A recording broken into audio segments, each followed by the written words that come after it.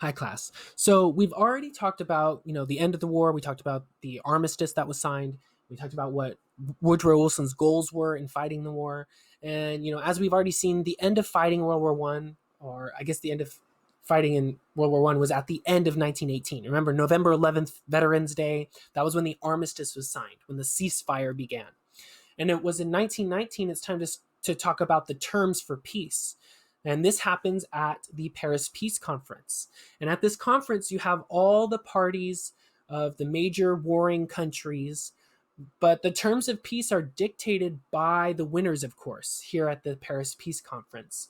So the major powers among the winners, the victorious countries, are led by these gentlemen on this picture here. So you have from left to right, this is Prime Minister Lloyd George of the UK, of Great Britain.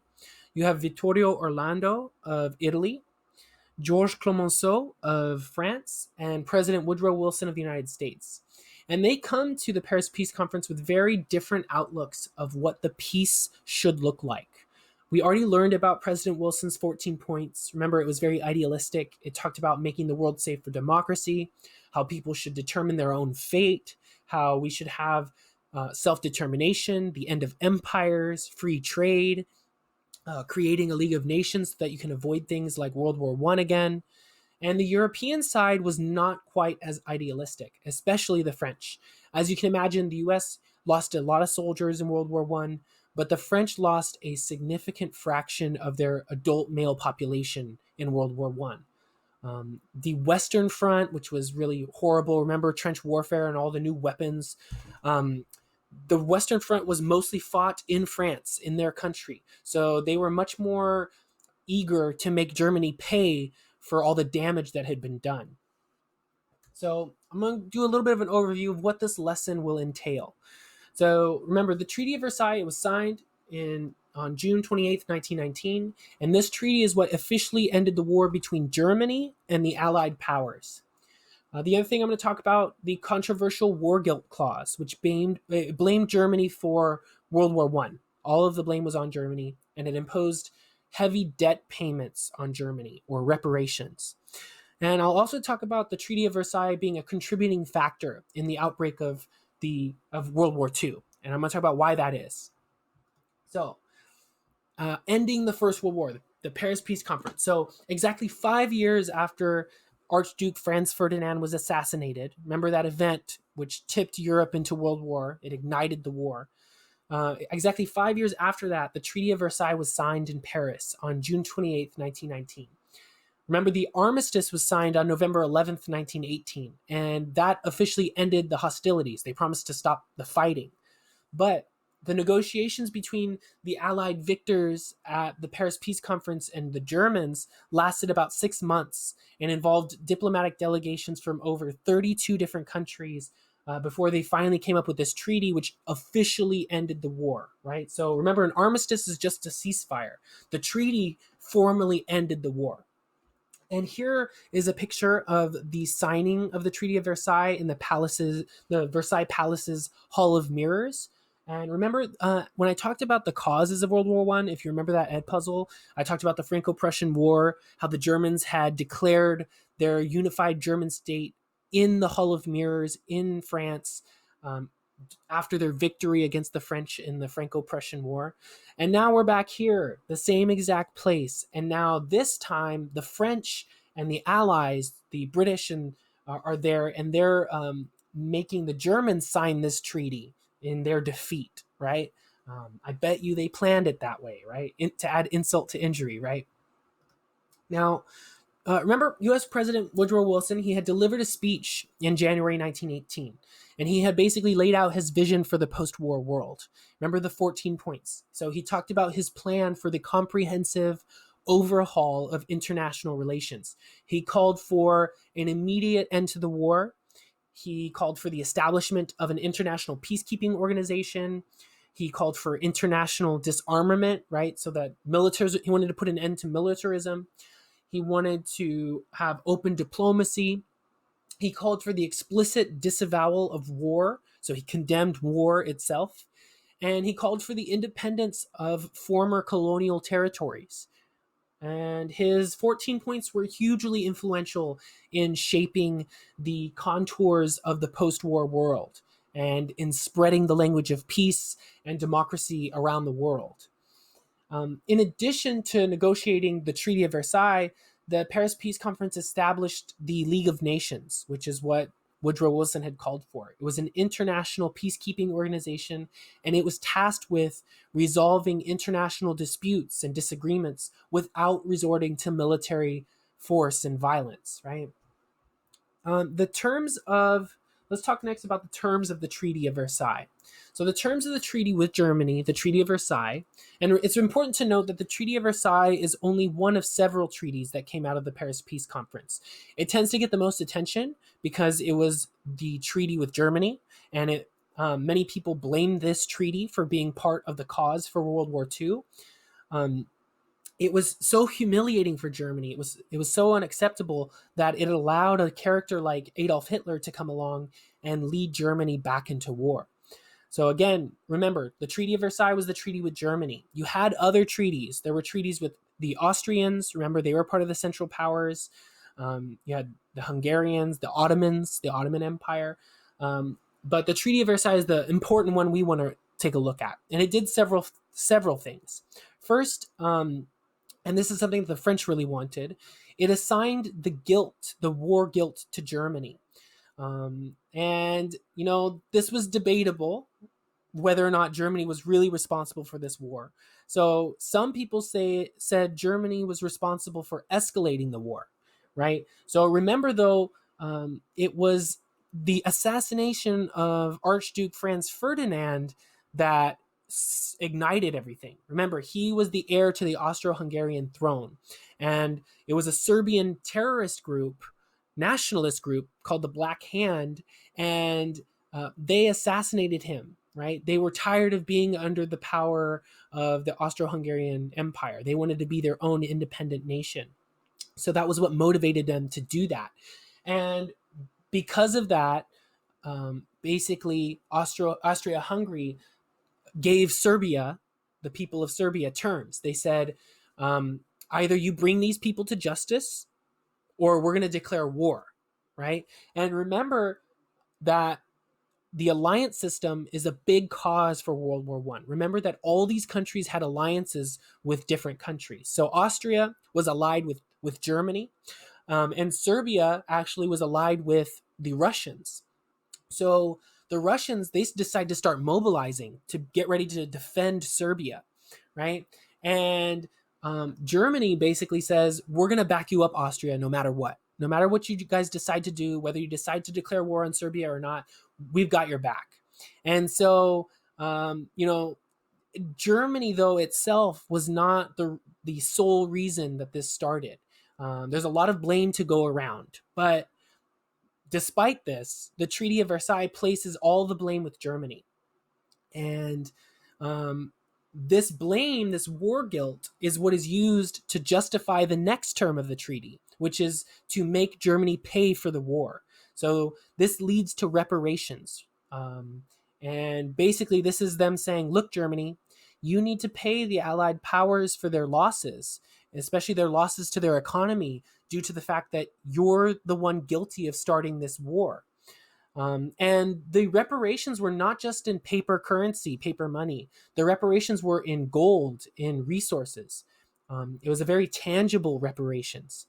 And it's an interesting question because these reparations are often referred to when people talk to, these were disabling reparations. They brought the German economy down. It's an open question, right? They were large in modern dollars. The estimates I've seen that these reparations, they were approximately $400 billion in 2013 money. So that's a very, very large number. But it wasn't a huge number for a reasonably sized economy like Germany. So although the economy was in bad shape at the end of World War I, it's not clear whether the reparations by itself would have destroyed the German economy. More likely, or if you were to think it's a cause, it's more the humiliation of it is the problem. The humiliation that generations of Germans, many of them 10, 20, 30 years in the future, who had nothing to do with World War One, they would be continuing to pay reparations to the Allies, right? So there's a question of its impact on the economy, and there's just the question of how humiliating it was for them. As we go, the reparations only last for about 10 years, and Germany pays the equivalent of about 60 billion in modern terms. $60 billion in 2013 dollars. So that's equivalent to about 5 billion in 1920 money. On top of the reparations, the Allies were not interested in fighting another war with Germany, although ironically, by having very harsh terms in this treaty, they might have actually triggered the next war in World War II, the rise of Hitler. But, given that their goal was they didn't want to have another war with Germany, they essentially said, we're going to limit the German army to 100,000 men, which is a very small army. As we've seen in many of the battles, you had battles with 400,000 or 500,000 men. So this is pretty much just like the Germans having a police force. It's not really an army at this point with only 100,000 men. They weren't really also allowed to have submarines, U-boats any longer, any kind of heavy military equipment, artillery, heavy artillery, no more like military airplanes, battleships of any kind. It was really just a very hollow scaffold of an army so that there wouldn't be a threat of another powerful Germany waging war again. At least they hoped there would not be another German invasion. On top of that, Germany was stripped of territory. Some of that was, directly in Germany. German territory was taken away. I'll show you here on this map. So Poland was carved out of the German Empire.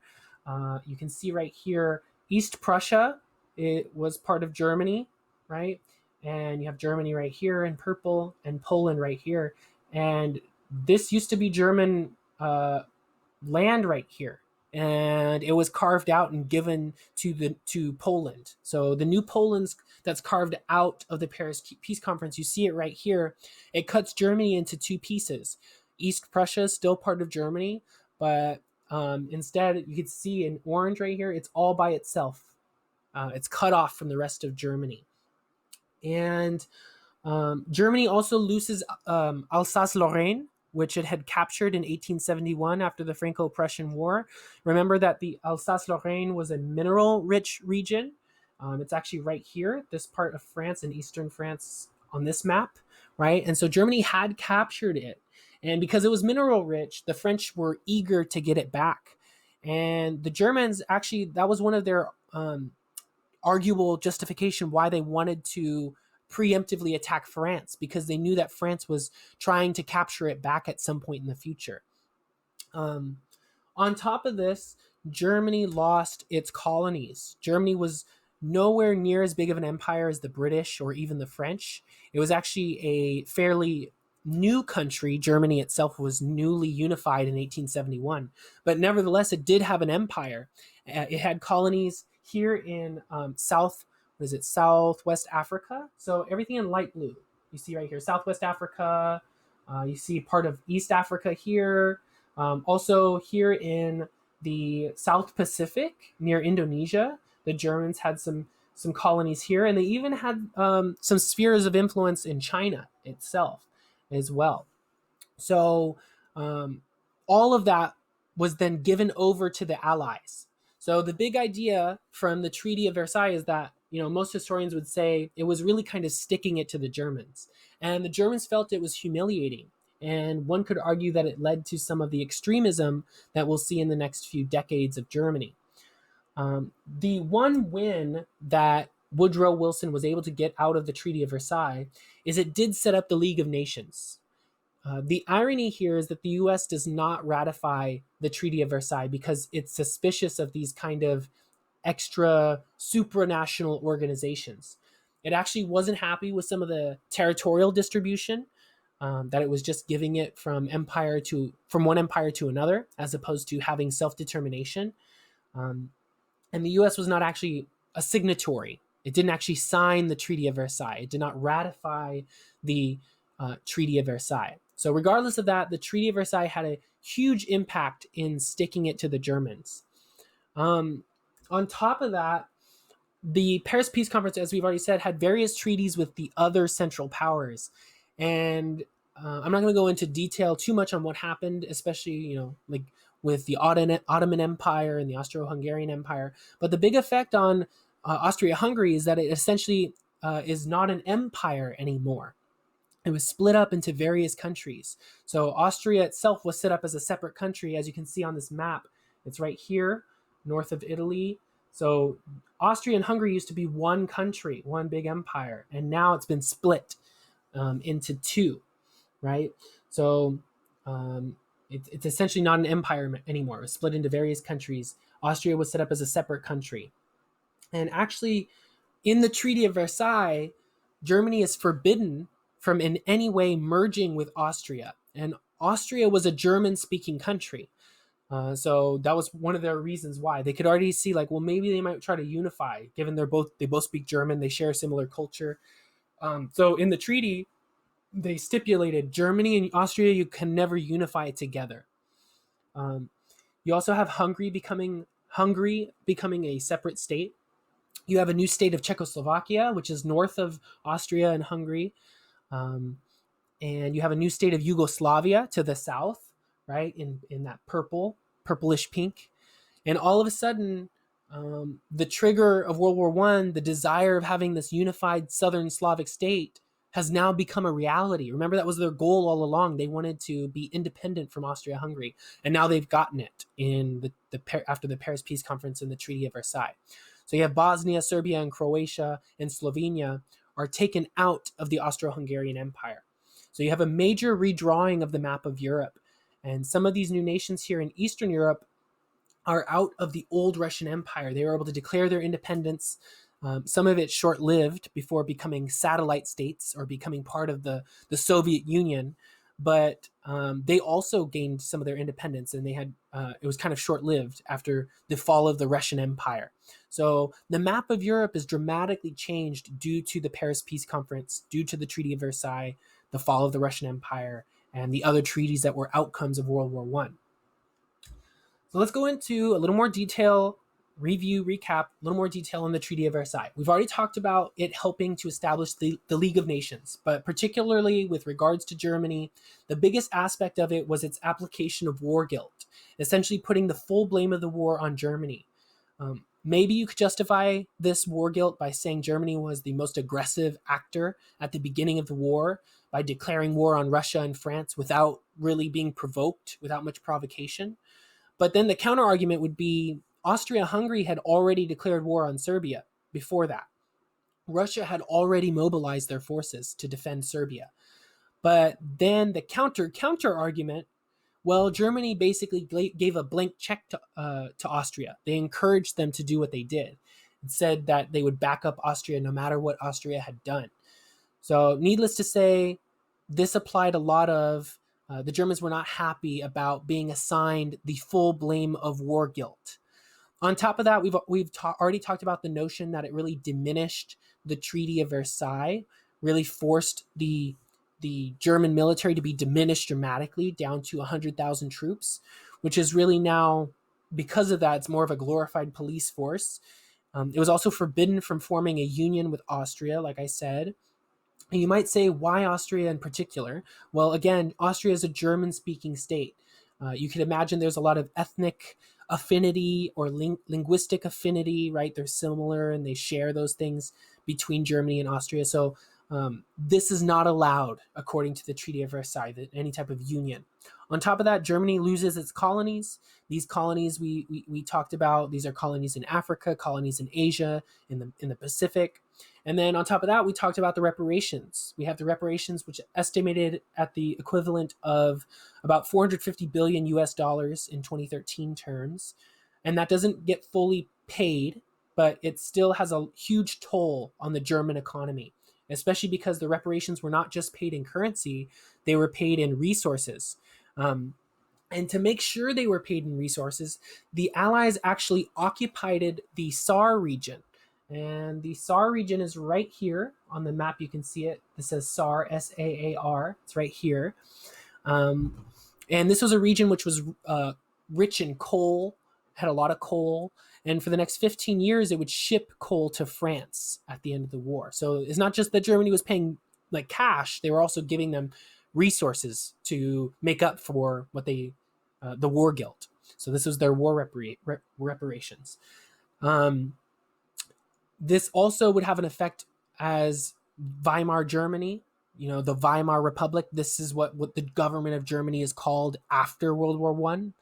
You have the Weimar Republic, and it was called this because its constitution was drafted in the city of Weimar.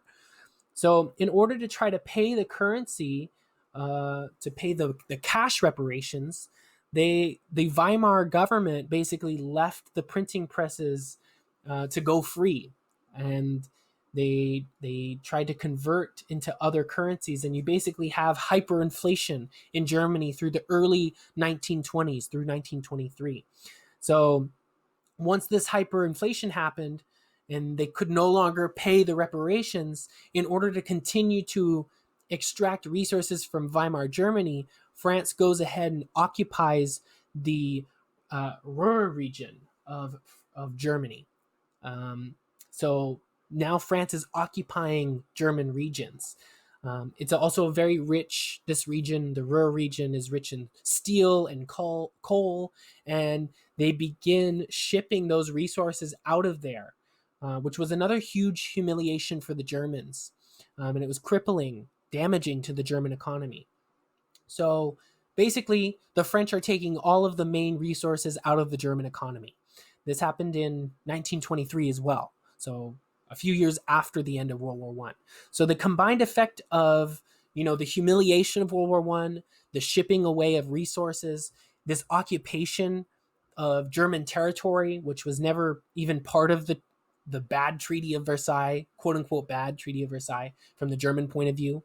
With all that, this helped to bring support for fairly more and more extreme parties in Germany, like the Nazi Party.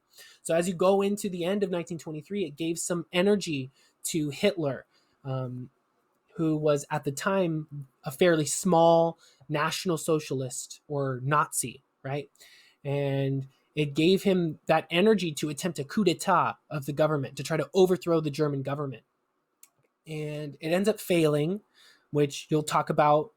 We'll talk about in the upcoming units. But this ends up failing, and it does give a lot of energy. All these parts of the treaty are what really outraged the Germans, and because of this occupation and the loss of resources. It allows the Nazi Party to grow by a significant amount. And you have also more territorial losses. You have this region, is north part of East Prussia, right? So right over here, you see East Prussia on this map. You see the north part right here near Lithuania. At first, it becomes a French protectorate according to the Treaty of Versailles, but it's later taken over by Lithuania. So Lithuania takes some land. Poland takes some land, as we already talked about right here. So France is taking a piece, Poland is taking a piece, Lithuania is taking a piece of Germany. So you have a part that is carved out of the Austro-Hungarian Empire, right? Part of that is taken away to form Czechoslovakia. You have the famous Alsace-Lorraine region, which is, again, right over here. It's right here on the eastern part of France, right? And that is taken. This was a huge cause of conflict between Germany and France for many, many years. So this is transferred back to France. You have also a piece that goes to Belgium. You have the North Schleswig region, which is up here in the north of what was Germany, becomes part of Denmark.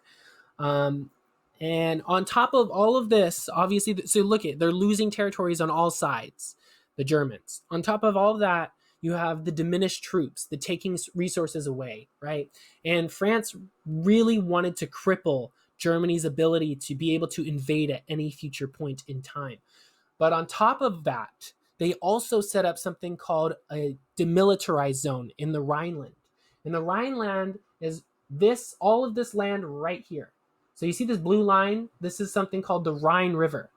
And basically everything to the on the west bank of the Rhine River, all of Germany that was west of the Rhine River, this entire region was occupied by the Allies, right? So they go in, they send in their military to occupy it.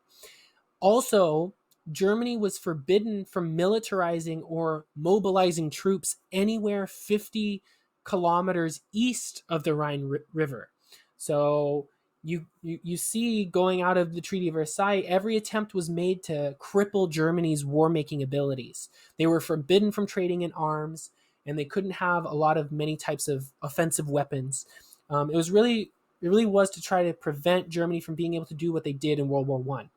And as we see, in a large degree, it really was maybe a catalyst for giving energy to more extreme elements in Germany, and would become one of the things pointing to for Germany's involvement in World War II.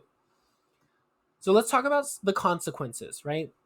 We're coming up at the end of this. So although President Wilson was, he was very much involved heavily in negotiating the treaty, which reflected his vision for the post-war world, there were isolationists in the U.S. Congress. Remember, isolationists were people who were like, we don't want to get involved in foreign alliances, foreign relations. It didn't mean that they didn't want to trade goods and to participate in the global economy, but they didn't want to get into political alliances with other countries. So there were isolationists in the U.S. Congress, and they proved to be a major roadblock to ratification, preventing ratification. This group called the Irreconcilables, which were mostly Republicans, but also some Democrats, they opposed the Treaty of Versailles. And they particularly opposed Article 10, which basically committed all the member states of the League of Nations to go to war on each other's behalf in case any of them were attacked, right, by an unprovoked act of aggression. So the Irreconcilables, this group of members of the U.S. Congress, the isolationists, they saw this as this agreement as a violation of U.S. sovereignty. And they believed that this clause in Article 10 would commit the United States to an alliance system that could lead to another war. Remember, alliances were one of the major causes of the war in the first place, right? And they felt like this League of Nations clause was committing the United States to an alliance system, which would just simply cause another war, right? So because of the opposition of this group, the Treaty of Versailles was never ratified by Congress, and the United States never became a member of the League of Nations. And when Hitler came to power in Germany in 1934, his government ends up violating many of the terms of the Treaty of Versailles. Basically, Hitler announced he was going to stop paying all the debt payments, stop paying all the reparations, and he began to build up the German armed forces quickly, right?